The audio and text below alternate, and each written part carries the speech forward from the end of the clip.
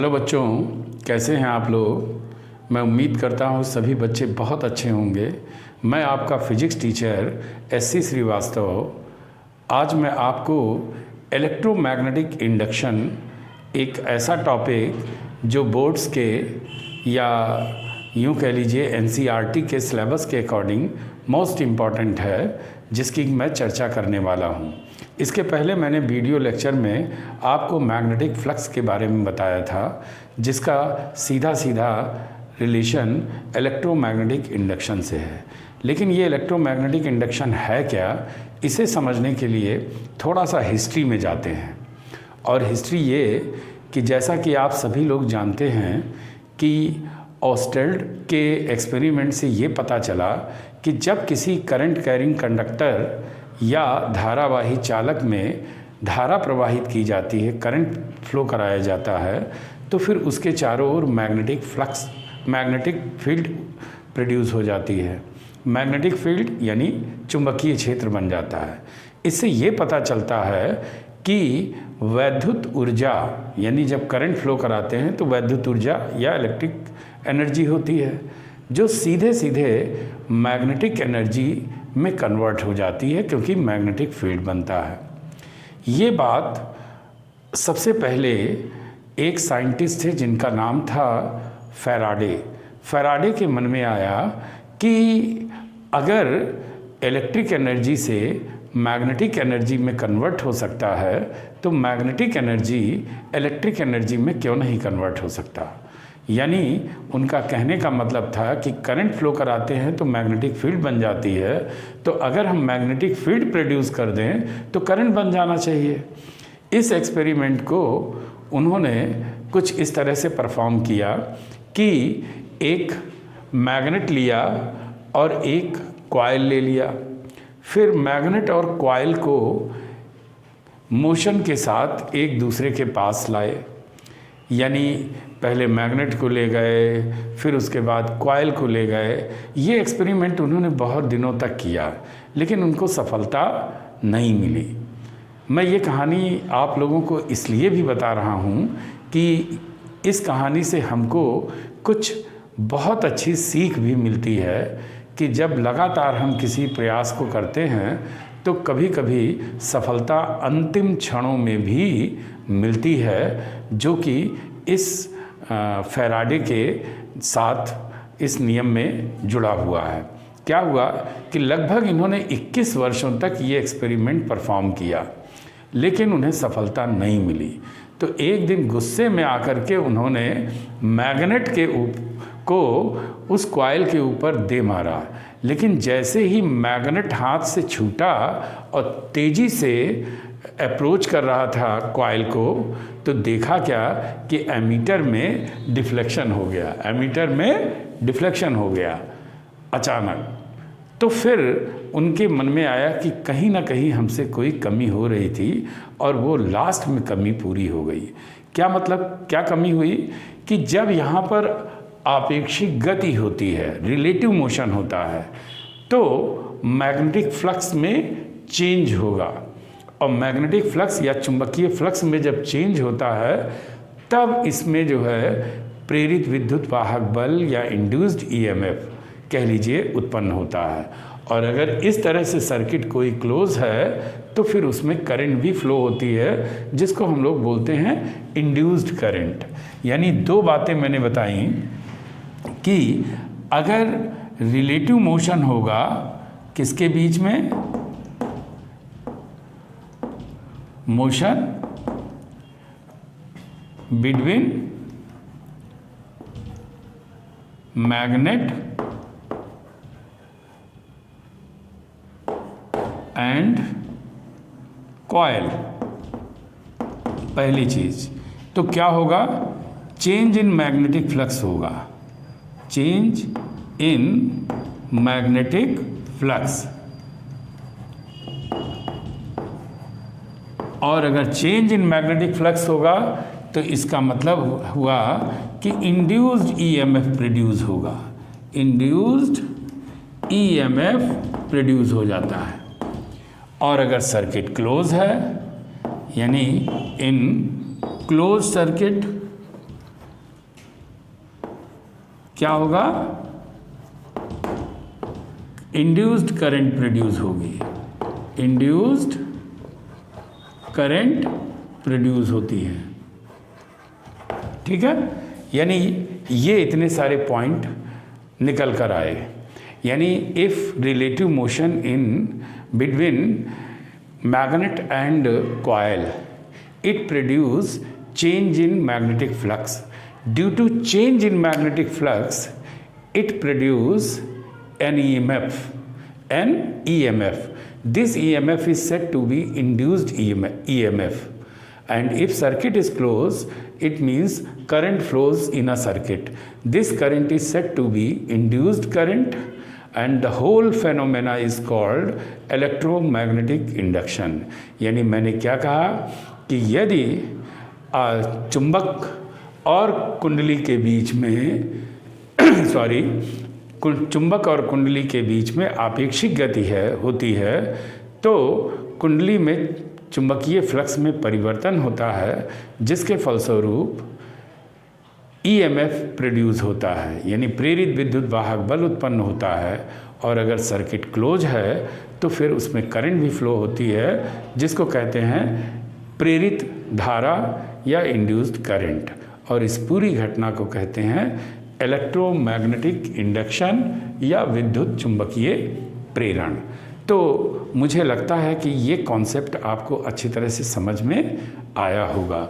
यहाँ पर मैं ये बता दूँ कि इस पूरे में अगर आप देखोगे तो एक्सपेरिमेंट क्या कहता है। एक्सपेरिमेंट ये कहता है कि अगर हम इसे मोशन के साथ एन पोल को इधर लाएं, तो जब एन पोल को इधर लाते हैं तो ये कॉइल जो है इसके मोशन का अपोज करता है।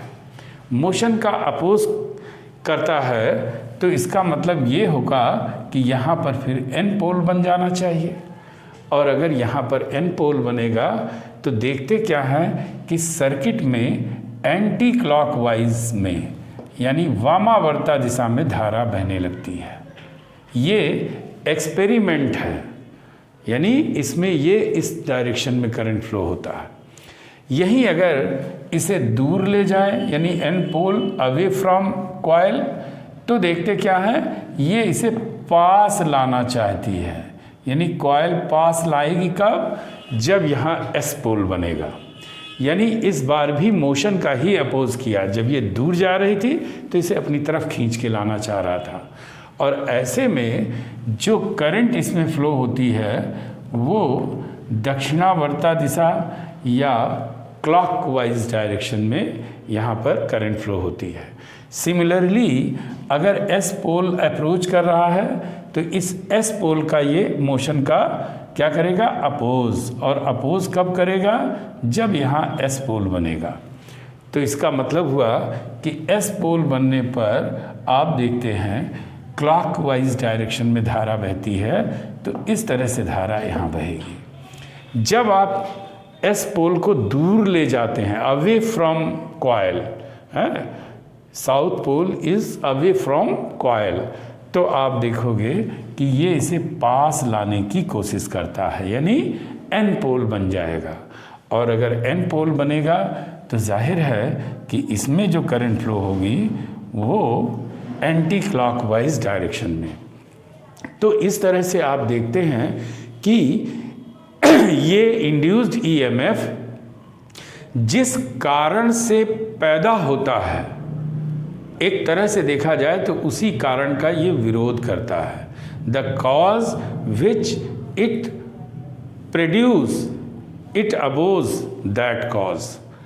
समझ रहे हैं? तो इसका मतलब हुआ क्या कि प्रेरित विद्युत वाहक बल की दिशा सदैव उस ओर होती है जिसमें कि इसका विरोध कर सके, यानी उस कारण का विरोध कर सके जिसके कारण उत्पन्न हुआ है। अब क्या कारण है? जैसे मैग्नेटिक फ्लक्स में चेंज होता है, due to change in magnetic flux it produce an EMF. इसका मतलब जो मैग्नेटिक फ्लक्स में चेंज होता है उसी का अपोज करता है, जिसे हम लोग आगे एक नियम के तहत पढ़ेंगे जिसको हम लोग बोलते हैं लेंज का नियम। एक तरह से देखा जाए तो ये लेंज का नियम है, और इस नियम के तहत ये बात अच्छी तरह से आपको समझ में आएगी कि लेंज का नियम यही है कि प्रेरित विद्युत वाहक बल या इंड्यूस्ड ईएमएफ उस कॉज का अपोज करता है जिसके कारण ये प्रोड्यूस हुआ है, यानी मैग्नेटिक फ्लक्स का ही अपोज करता है। साथ में बता दूं कि ये लेंज लॉ एक तरह से देखा जाए तो कंजर्वेशन ऑफ एनर्जी पर डिपेंड करता है। कहने का मतलब है कि ऊर्जा संरक्षण के सिद्धांत पर, law of energy conservation.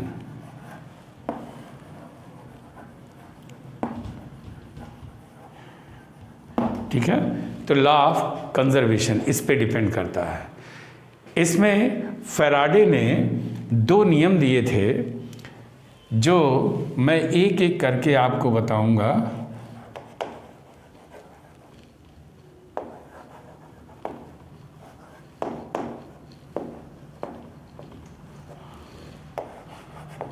Faraday's law for electromagnetic induction.